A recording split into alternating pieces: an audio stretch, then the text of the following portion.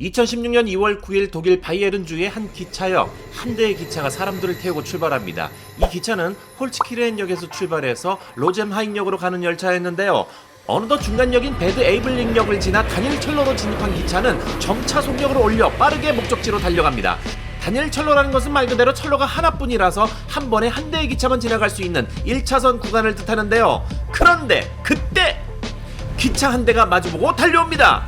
이를 확인한 기장은 어떻게든 속력을 줄여보려고 했지만 빠른 속도로 달리던 기차를 한순간에 멈추기란 불가능했고 결국 두 대의 기차는 정면으로 충돌하고 맙니다.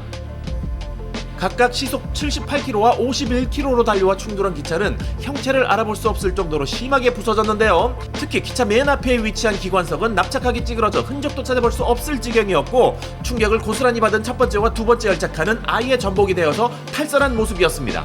두 열차에 타고 있던 승객은 모두 150여 명, 절반 이상이 크게 다치거나 시급한 조치가 필요한 상황이었는데요. 그러나 철로의 옆으로는 운하가 흐르고 있었고요. 반대편으로는 길이 없는 무성한 숲이어서 차량의 접근이 애초에 불가능했습니다. 이 때문에 헬리콥터와 보트를 동원한 구조 작업이 뒤늦게 시작합니다. 그리고 안타깝게도 두 기차의 기관사 총 4명과 승객 8명이 현장에서 숨지고 89명이 큰 부상을 입고 말았는데요. 게다가 약 1000만 유로의 자산 피해를 초래한 이 사고는 독일에서 발생한 역사상 최악의 열차 사고로 기억됩니다. 그렇다면 도대체 왜 이런 사고가 발생했을까요?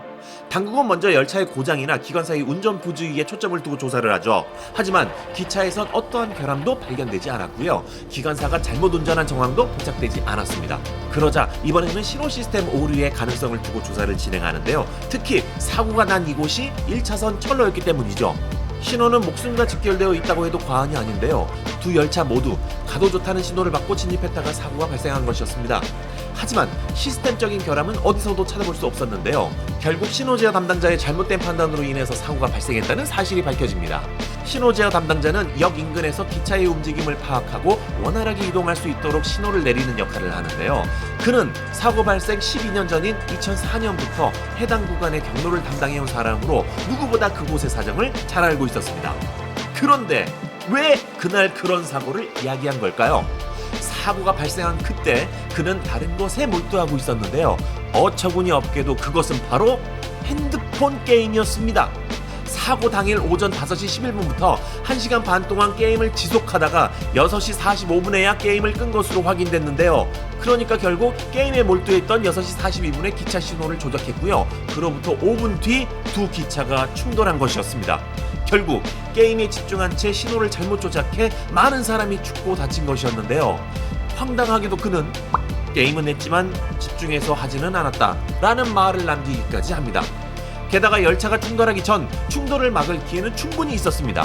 사고 발생 1분 전 그제야 신호가 잘못됐다는 것을 파악한 그는 두 열차의 긴급 연락을 취해 당장 멈추라고 지시했는데요.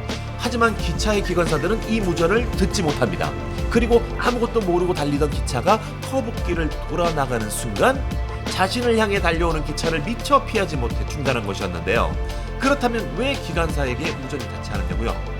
그 이유는 황당하게도 버튼을 잘못 눌렀기 때문이었습니다. 아직 정신을 못 차린 그가 버튼을 잘못 눌러 관련 없는 다른 직원에게 무전을 쳤던 것이었는데요. 그가 연락을 취했을 당시는 두 기차 간의 거리가 1865m 떨어져 있었을 때로 실제로 연방철도사고수사국의 보고서에 의하면 그때라도 연락이 닿았다면 충분히 충돌을 피할 수 있었다고 합니다. 하지만 황당한 실수는 한 번으로 끝나지 않습니다.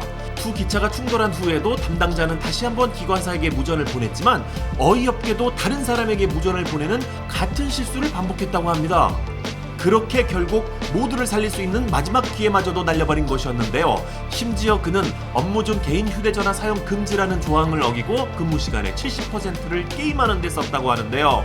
이에 2016년 12월 게임으로 인한 주의 분산 때문에 사고 열차들의 잘못된 신호를 보냈으며 긴급 호출 또한 잘못했다며 법원은 그에게 3년 6개월 징역형을 선고합니다. 그리고 그는 2018년 7월 수감기간의 3분의 1을 채우고 가석방됐는데요. 기차 충돌이라는 큰 사고로 이어진 스마트폰 사용. 2014년 7월 우리나라에서도 기관사가 열차 운행 중 스마트폰으로 사진을 주고받다가 열차가 충돌하는 사고가 난 적이 있었습니다. 실제로 한 조사 결과 생각보다 많은 사람들이 스마트폰 사용으로 인한 부주의로 부상이나 사망, 재산 피해를 입었다고 합니다. 이 때문에 해외에서는 근무 중 휴대폰 사용을 금지하는 법안을 만들자는 목소리도 커지고 있다는데요. 이후 사고 현장에서 약 1km 떨어진 역 입구에는 사고 희생자들을 기리기 위한 기념비가 세워졌다고 합니다. 어이없는 실수로 더 이상 사람들의 목숨이 위태로워지지 않았으면 좋겠습니다.